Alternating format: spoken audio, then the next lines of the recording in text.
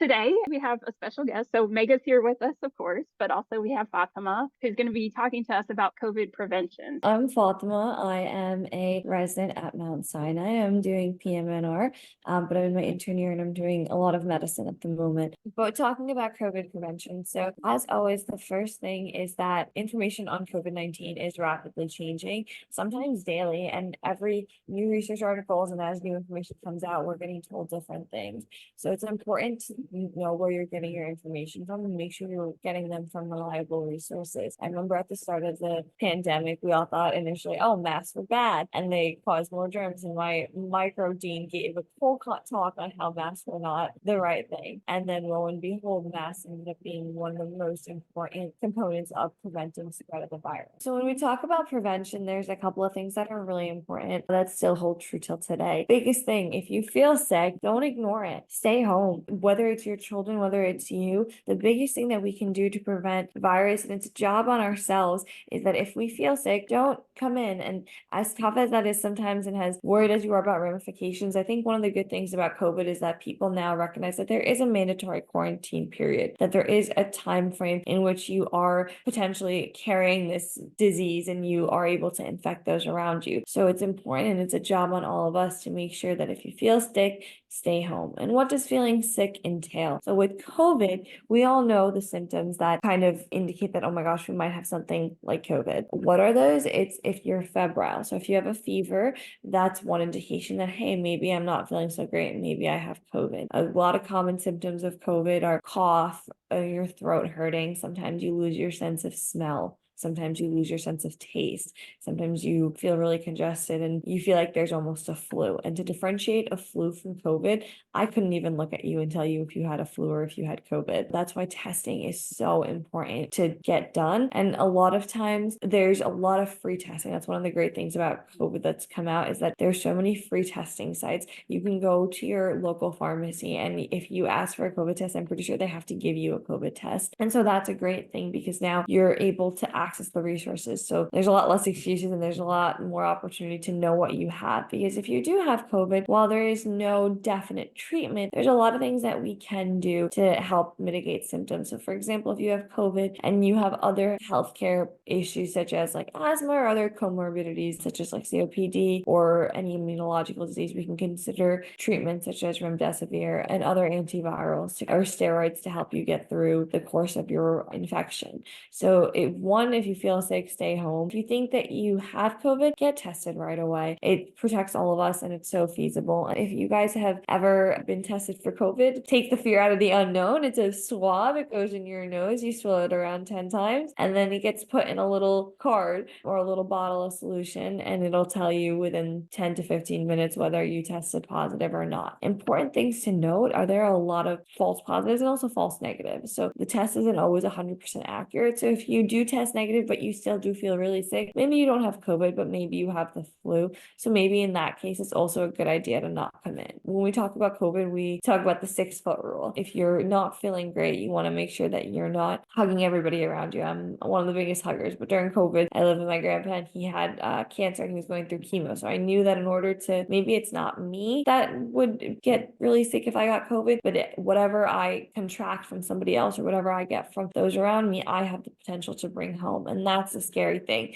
So that goes to protecting the vulnerable. Those who are immunocompromised, those with underlying comorbidities such as really bad diabetes or asthma, who have cancer, who are going through chemo, any number of rheumatologic disease, those who are immunocompromised are more susceptible to getting the virus and getting a bad course of the virus. So we have to be careful around them. And the third thing is washing your hands. So I know that this is something that seems so easy and we all say we do it. Just putting your hands under the tap for 1 second and moving on is not washing your hands. My little sister says that you have to sing happy birthday twice or you have to say the ABCDs. And that's the approximate 20 seconds that it should take to wash your hands and to make sure that you're not carrying germs as you go around because it's a droplet spread of infection. So basically any droplet, if I sneeze on you, I could infect you. If I have spit on my hands and I go to give you a hug, I can infect you. So you want to make sure that you're washing your hands frequently. And we touch so many surfaces in the day. We we are constantly getting germs on us and transferring germs. So we want to make sure that we're washing our hands very often, and also cleaning and disinfecting surfaces that we use frequently. So like for me, it's my watch. Lord knows where that's been, but my watch or my laptop. And so just taking a Clorox wipe or something with alcohol-based cleaner in it and making sure we clean those surfaces and that we're protecting ourselves in that way. In terms of one thing else that's interesting in just symptoms, especially for kids,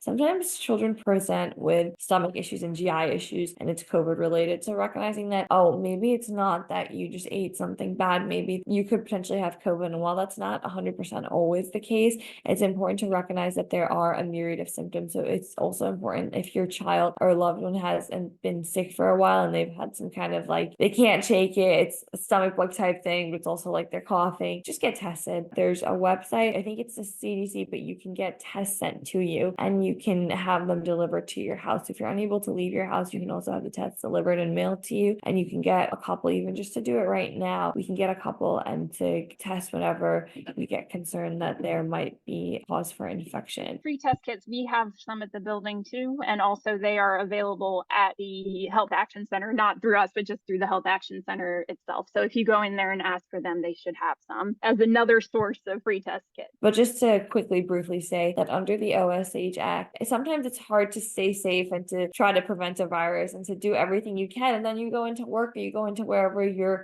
employed and they're not following standards. And if you're in a facility, for example, most places don't require masks anymore, but some places still do, like chemo centers, like doctor's offices, like hospitals. And so if you're in a place where you see that, hey, I'm being safe, but everyone around me isn't following protocol, you are able to report it and you are able to ensure that you are being treated safely too. Because whether we have a mask on, we're protecting the person in front of us, but the person in front of us that has a mask on also needs to have a mask on to protect us, because we need, it's a symbiotic relationship. Both parties deserve to be protected. So know your risk. One thing is, if you are in the immunocompromised category and you have any of the diseases that we talked about before, or you're maybe elderly, or maybe you have a compromised immune system for something else, you want to make sure that you know that you're at risk. So if you're going out, keep a mask on. Everybody else might not be wearing a mask, but it might be a good idea for you to keep a mask on, and to also make sure that you're taking more caution than maybe somebody who isn't. So for example, when I go out with my grandpa,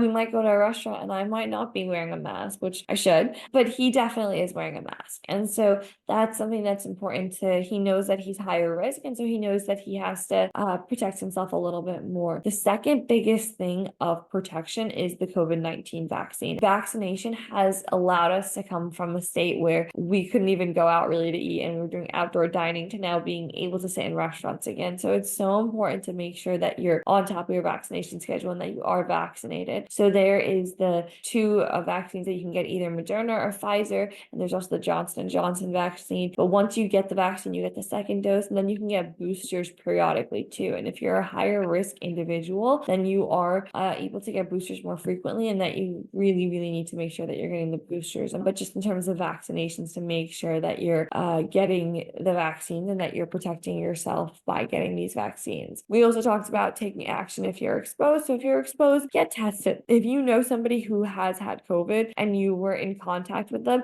it is their duty to report it to you and to let you know that, hey, I've been exposed to COVID, and then it's on you to get tested. And so if you are exposed, get tested. And if you're in a high risk environment and you start to feel sick afterwards, like you go to a big wedding, you're around a ton of people afterwards, you start not to feel so great, it might be a good idea to get tested. And then if you are sick or you do test positive, that's where it also becomes our responsibility to make sure that we're properly quarantining ourselves. And so now I think the quarantine period is 5 days. And so that we're properly quarantining ourselves, and that if we require further treatment or we know that, hey, this might be a really bad infection for us, we seek help. So for example, if you are letting your primary care provider know right away that, hey, I have COVID, is there something that I can take? Is there something that I should do? So if you, for example, are on home oxygen at home, you might be a candidate for additional treatment. A lot of times the support and the treatment for COVID is mostly supportive care. And so when we're talking about action, if we do test positive, it's the same thing, very similar to a flu, but it's ensuring that we have that quarantine period. And so for 5 days, staying away, staying home from work or school. And supportive care includes just drinking plenty of fluids, trying to stay hydrated, making sure that we're resting enough, and mitigating symptoms, for example, like hot showers, or sometimes if we go to pharmacologic treatment, then it's things like remdesivir, any monoclonal antibodies or steroids, but that your doctor can work with you to decide if you need that. But those are actions to take if you're sick or if you test positive. And so in terms of vaccines, if you're unvaccinated, you need 2 doses of Moderna or 3 doses of Pfizer. And if you have had the whole vaccine schedule, then you just need booster shots now. And it's a nice little card that the CDC gives, and it's your vaccination card. And if you have the New York City app on your phone, the New York City pass you can put your vaccine card in there. At one time, you used to have to show your vaccine to get into restaurants. Now you don't necessarily have to show your vaccine, but there are still some places, like if you go to NYU to one of their buildings, you have to show proof of vaccination. So it's good to kind of have that on you. And then for the flu, that's also another common virus. That's if you don't know if you have COVID or you have the flu, but that also gives a vaccine, and that vaccine can be gotten from any of your local pharmacies as well. If you're above the age of 60, it's important to get an RSV shot as well. And then if you're above the age of 50, there are single shots that we can get. And then there's HPV that you can get in a 3-dose series when you're younger until the age of 45. Hep A, if you're unvaccinated, there's a pretty high risk of getting it. So there's 2 doses that are given for Hep A. And oftentimes, if you're getting employed at a new place, you're required to show your vaccination. These vaccines, because they're preventative vaccines and vaccination is such an essential tool for prevention of infection, they're readily available. And so again, any pharmacy you can go to your primary care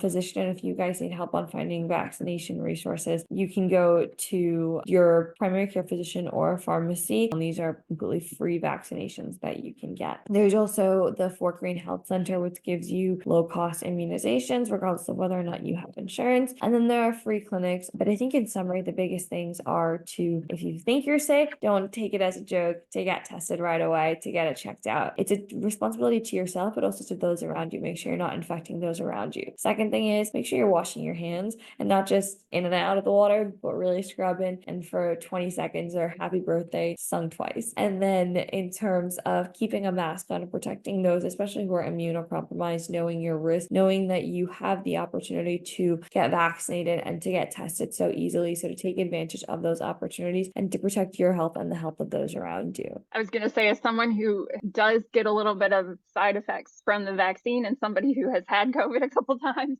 it's like I would much rather have the little side effects associated with the vaccine than COVID itself. That should just reassure you that your body is like gearing up and getting your antibodies and everything ready. If you ever come across the virus, it won't be as serious.